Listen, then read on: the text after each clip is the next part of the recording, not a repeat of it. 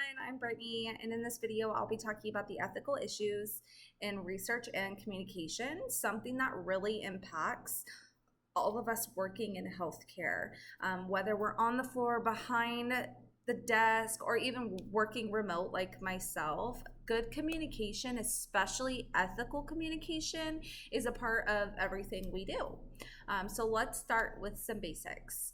What does scientific communication even mean?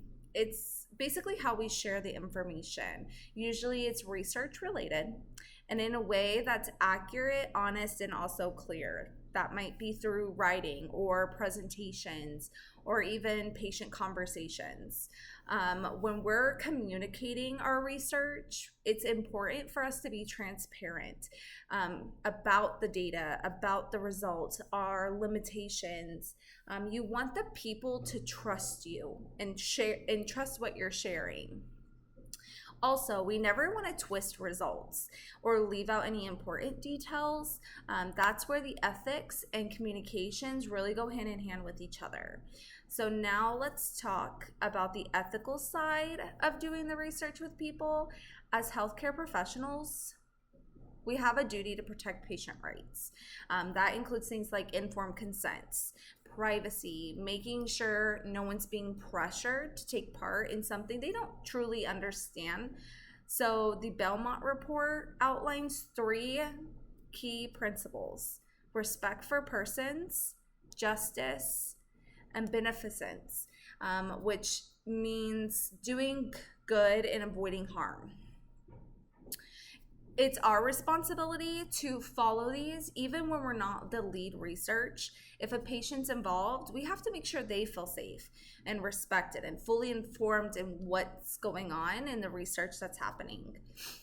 For the ethical communication, it isn't just about what you say, it's what you don't say as well. So like if a study doesn't go as planned or results aren't what we've hoped for, we have to still be honest with that. And when we're explaining research to patients or even team members, it's important to not overcomplicate them.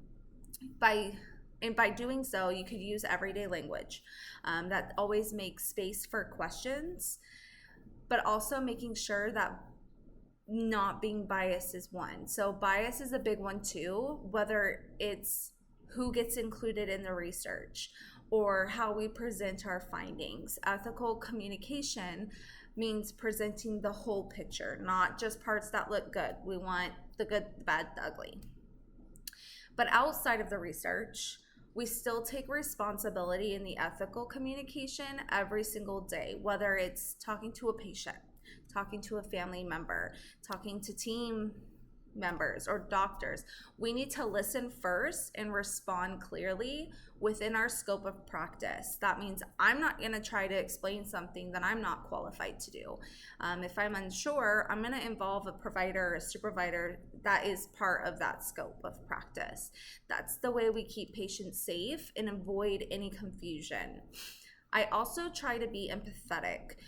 People are often already overwhelmed and scared of how we talk to them, and using medical terminology when they're not really familiar with it, that can also make a very big difference.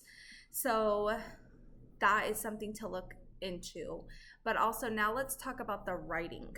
Whether we're writing in a chart note or a referral or an email to a provider or writing our needs to be clear, it needs to be clear and professional and also accurate.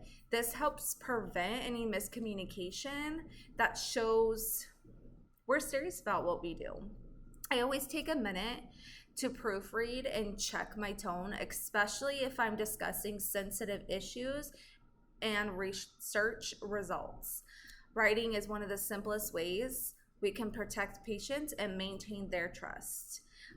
So that was a quick overview of how ethics and communications comes together, and how whether we're talking to patients or teamworks or doctors, we want to be talking to them with empathetic and also writing up research. Just remember to be clear and honest and always keep patients' interests best in mind.